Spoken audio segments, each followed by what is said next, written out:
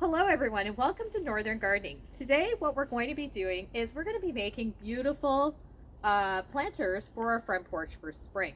We're going to be utilizing two plants really and some sticks from a pussywillow bush.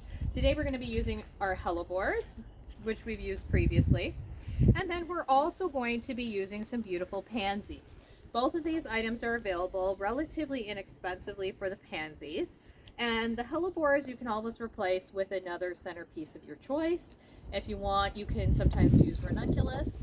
But today I'm using my beautiful Hellebores and then of course my pussywillow branches. I also have my helpful assistant today. Elena is managing the camera and Michael's going to be helping me with planting today. So Hello. I picked up this from my local store. It didn't cost very much and we'll be utilizing it in the back. We're also going to be using our beautiful hellebore and our pansies. So, sweetheart, can you set that down so we don't drop them? Okay. So the first thing we're going to do is I already have fresh soil put into the pot. And then what we're going to be doing is I'm going to make a hole and we're going to put the hellebore into here. So I'm just making that hole by pushing the dirt away to make a nice hole. And we're going to add our hellebore in. So he's going to end up going like this. So I'm just going to pull him out of the pot and just carefully tuck him in.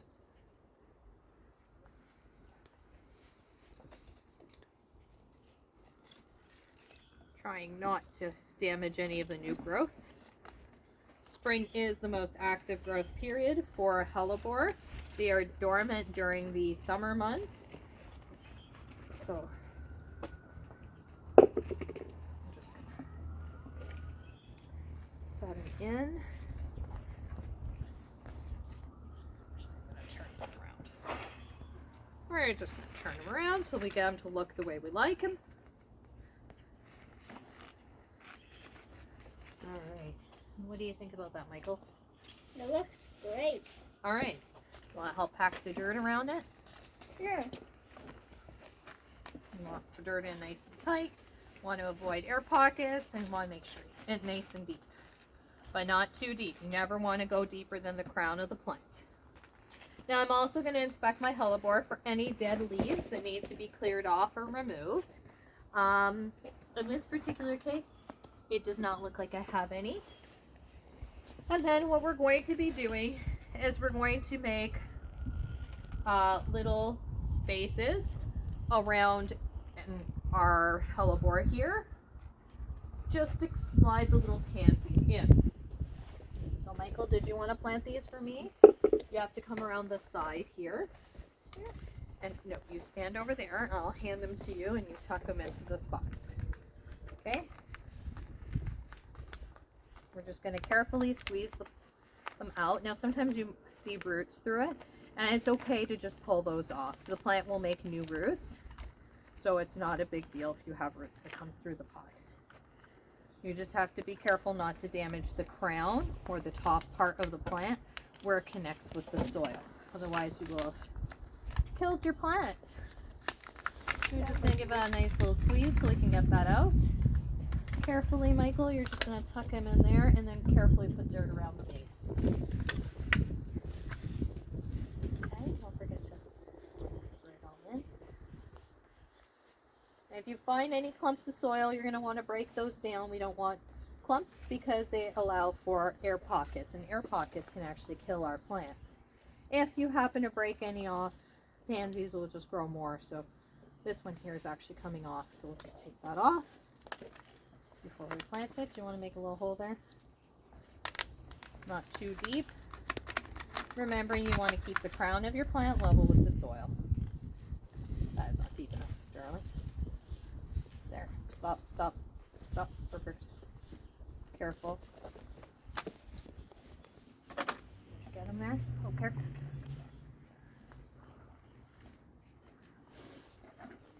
Now, it's a good thing our plants will make more flowers. Just be careful, try not to bust up the heads. Okay.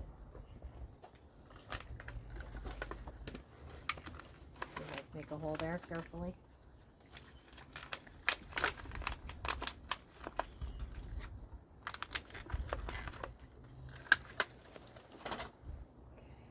second.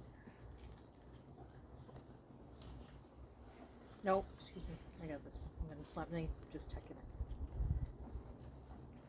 Careful. Excuse me. Perfect. Alright. Let's do the next one. So I'm just switching out the colors. I have 3 colors in mind. So there's yellow, there's a blue, purple kind of color, and then they've got some pink. So we're just switching out those colors back and forth so we have a nice look. And the next 2 right here. So Michael, you want them around this side of the pot and then put this plant.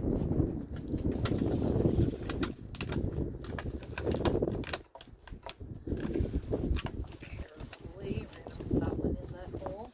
Just careful with the leaves of the pansy beside it.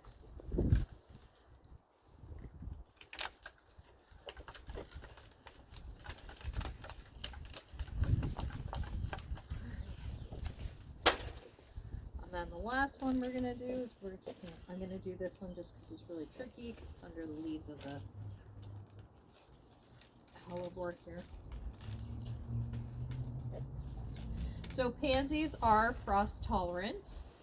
They can withstand some minus temperatures. You can go down up to minus, well, you could technically go up to minus 8 degrees Celsius. But if the frost does hit the foliage at minus 8, it will damage it.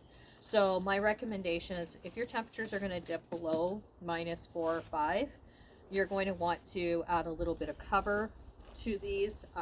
Just take a frost blanket and just kind of gently wrap it around the pansies to protect them. But otherwise, they will be fine. Mine were out here last night. We had minus 2 degree temperatures and they're not any worse for wear. So they are really nice that way. Another type of the hellebores are also very frost tolerant. They are an early spring bloomer. Just try and get this elastic off. Here. Cut off. Oops. And so we have that. I'm just gonna separate our pussywillow sticks. And now what I'm going to do is I like the ones that have some nice bushiness to them. So I'm going to take the 2 bushy ones and I'm going to pop them in. Now I am being mindful of foot traffic because these are at my front door. So I'm just going to take those and just carefully put them in behind my hellebore plant and where it's planted. Just like that. And then I'm probably going to add in another 1 or 2 just to kind of add some additional fullness to it. Just like that. And there we go. Now we have a really pretty planter for spring. So this one was fairly inexpensive. It cost me about $6 or $7 on the pansies. And then the hellebore I already had, and he was more expensive. He was about $30. Hey, my camera lady, am I still in the picture? Excellent. We're gonna slide it over here because we're gonna work on this one next. So, on this particular planter, what we're going to be doing is we're gonna take these beautiful pansies and we're going to be tucking them in around our planter over here. So Michael, again, would you like to come help with this? So what I'm going to have you do is I'm going to have you stand kind of about where I am. Just off to the side. Turn, dude, right here. Live camera issues. You're going to stand here. You're going to put the first one in there.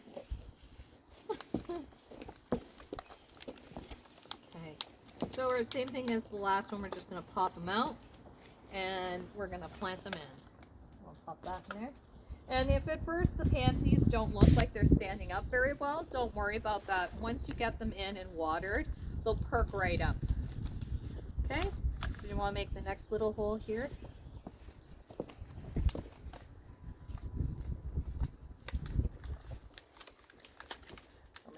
healthy. Just gonna carefully take that out. Log in with her.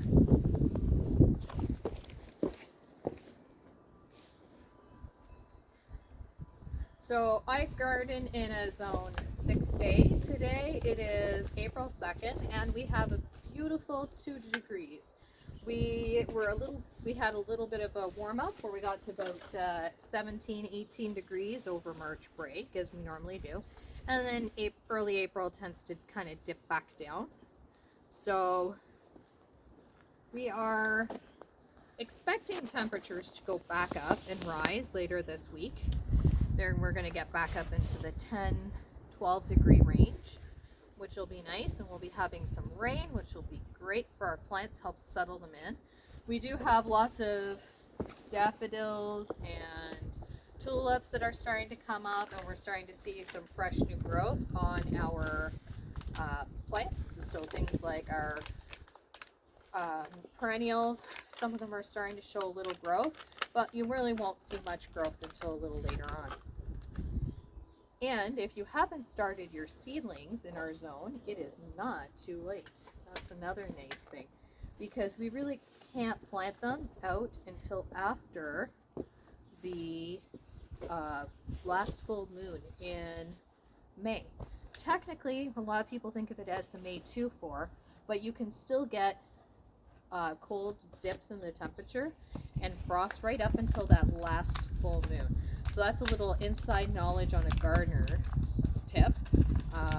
So the May 2-4 may not be your last frosting. So you may want to wait. I think this year it looks like it's going to be right at the very end of May for that last full moon. So you might want to wait just those extra couple of days, or be ready to run out there and pop a frost blanket on top of your vegetables if you're planting anything out early. Now, some vegetables that we can plant out early, and we'll be doing that later, will be things like we can start our carrots and our potatoes. We can also do some spinaches and lettuce. Those things are very cold tolerant and will handle the colder temperatures, and as well as kale. And for some vegetables, that'll even help sweeten the vegetable that we're going to eat.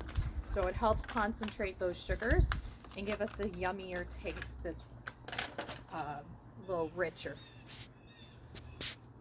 I'll bury that one in. So in case you're wondering, my centerpiece in here is actually just a firelight hydrangea from Proven Winners. I got this actually on sale at the end of the season last year, and I popped them in here, and I had them surrounded with some mums, and it looked absolutely gorgeous for the fall. So since it's already in, I'm just leaving him in here for now, and we've added these in. So Michael, if you'd like to step out of the way, darling. I'm gonna slide this guy back into place. And there's one more thing we need to add. Michael, if you want to grab us our little bird. So we have a little bird here, and I actually, the other one planter, I have him just kind of sitting here on the edge. So we can either have him sitting here on the edge, or we can even just tuck him right in here into our flower bed, just like that. Is a little unexpected surprise for when we have some people coming to visit us. So either spot works. Now I've got them all dirty, so hopefully the rain tomorrow will help clear them off.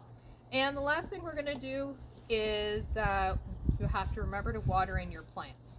So just use some water, and now that you have plants outside, make sure you do water them. If you have any pots with perennial trees or anything like that, you're going to make sure you water them as well. If they're out, even during the winter, you want to water them every couple of weeks with a little bit of water. It's just something you want to make sure so that they don't dry out, because in a pot they can still dry out. So thank you for watching Northern Gardening, and I hope you join us next time. Bye. Hope you like and subscribe.